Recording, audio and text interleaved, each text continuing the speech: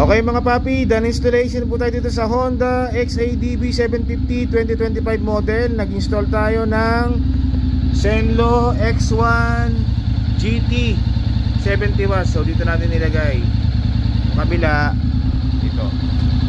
Okay, so Honda XADV 750 na 2025 model to. Okay, bali yung ilaw niyan, low beam white, high beam yellow. So Zenlo X1 GT 70 watts. So ito yung ginamit nating switch ng Zenlo, Domino na brand, 3-way switch. So ano siya, yung handlebar type. So dito nakalagay sa handlebar. Tapos naglagay tayo ng passing switch. Itong ginamit natin, itong passing switch with stainless bracket.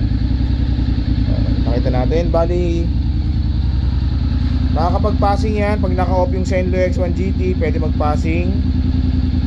Pag naka-low beam, passing. High beam, passing. Okay, maliwanag po yan ha. Kahit na naka-gold runway na si sir nyo. Low, high, off, passing. Low beam, passing. High beam, passing.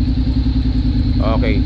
Sa busina, nag-install tayo kay sir ng Denso compact horn. So dual horn setup. So itong motor ni sir, meron na pong naka-install to na Denali na brand na horn. So ginawa, nagpakabit pa siya ng isang horn, yung this type, Denso yon.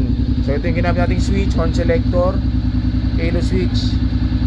O, para gumana yan, pag nakapindot, pag bumusina, yun yung ayan, Denso horn.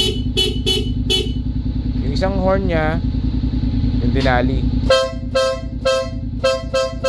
Okay, Denso. Okay. Okay mga paps, so kung gusto nyo po ng ganitong installation para sa Honda XADV 750, punta lang po sila dito sa Scooteristas online shop. Maraming salamat po.